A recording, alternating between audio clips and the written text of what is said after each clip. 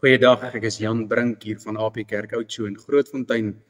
Ek lees vir ons enkele verse saam vanuit 1 Tessalonisense 5 vanaf vers 1. Maar oor die tye en geleenthede, broeders, het julle nie nodig dat aan julle geskryf word nie. Want julle weet self baie goed dat die dag van die Here kom net soos 'n dief in die nag. Want wanneer hulle sê vrede en veiligheid, dan oorval 'n skielike verderf hulle soos die baringsnood 'n swanger vrou. En hulle sal sekerlik nie ontvlug nie. Maar julle, broeders, is nie in duisternis, dat die dag julle soos 'n dief sou oorval nie. Julle is almal kinders van die lig en kinders van die dag. Ons is nie van die nag of die duisternis nie. Laat ons dan nie slaap soos die ander nie, maar laat ons wakker en nugter wees. Stel jouself hierdie beeld voor van 'n vegvlieënier wat afgeskiet word oor die grondgebied van die vyand. Hy land met sy valskerm, maar hy is alleen en hy is omring deur gevaar. Die nagte is koud, die dae is lank, en die enigste vraag wat hom die hele tyd bybly is, gee my mense vir my om, gaan hulle my kom haal? Hy wag, hy hoop, hy luister vir enige teken vanaf sy basis. 'n radiosein, 'n voetstap, 'n flitslig in die donker. Ja, die afwagting vir hom is groot en die spanning loop hoog. So voel baie gelowiges vandag. In 'n wêreld vol sonde, pyn en geestelike blindheid voel ons baie dikwels afgesonder, vasgevang in 'n landskap van verwarring en verlange. Ons voel kwesbaar en ons worstel met onsekerheid met die vraag, is ek gesien? Is ek nog deel van die regte span? Maar dan, 'n sein, 'n woord vanaf die basis, deur die krag van die Heilige Gees, weer klink Paulus se stem, soos 'n radio wat deur die duisternis breek. Christen, kom in! Christen, kom in! Ons het jou opgemerk. Bly wakker, bly hoopvol.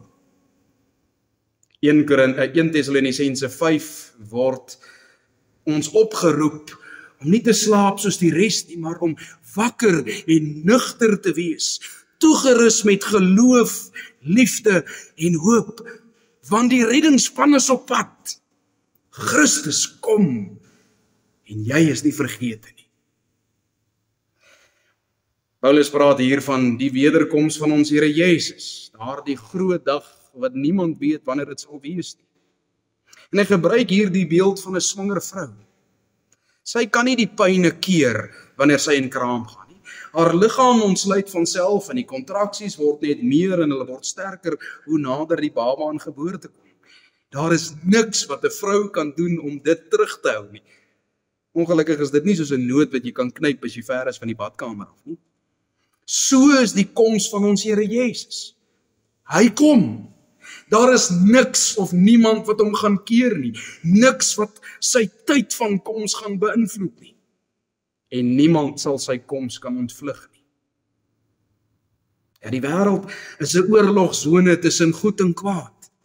Die kwaad hou voortdurend aan om ons gerus te stel en te sê, ontspan man, kyk maar net 'n bietjie na die geskiedenis rondom ons. Paulus het al in sy tyd geleer dat die koms van die Here Jesus gou sal wees. Nou lewe ons al meer as 2000 jaar later en Jesus het nog nie gekom nie. So ontspan man, daar's nog baie tyd om gereed te maak vir die koms van ons verlosser.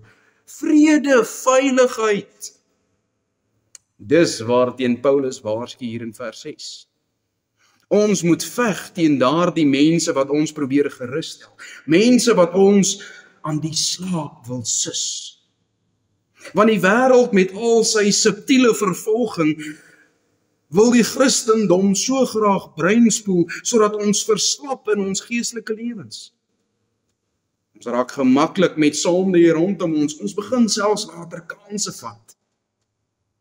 Dink nou weer aan daardie vlieënier wat in die vyand se grondgebied is. Dit sou beteken dat hy onverantwoordelik begin rondbeweeg terwyl hy weet, maar die vyand is besig om na hom te soek. Hy begin redeneer later by homself, ag man, wat's nou die ergste wat met my kan gebeur? Hulle kan my mos maar net vang, en dan? Dit mag nie met kinders van die Here gebeur nie.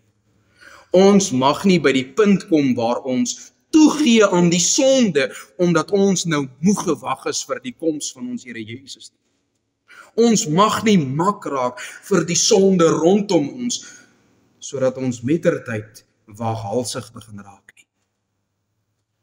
Jy moet paraat wees. Jy moet wakker en nugter wees. Jy moet elke oomblik kan flink dink. Die wêreld en sonde moet ons nie met 'n slap riem vang, dat ons geestelik verslap en ons Christendom later nie meer ernstig opneem nie.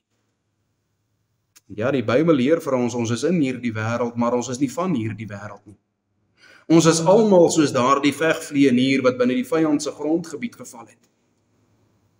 Die vraag is jy nugter? Is jy wakker? Of is jy vas aan die slaap? As jy wakker is, hoor hierdie roepstem van die Here en laat dit jou bemoedig. Gebruik dit ook om die ander rondom jou te bemoedig. Hy weet waar jy jouself nou bevind. Hy is op pad. Hy gaan jou kom haal. En as hierdie roepstem jou vandag wakker geskit het uit jou diepe slaap, dan is dit nou tyd dat jy moet opstaan.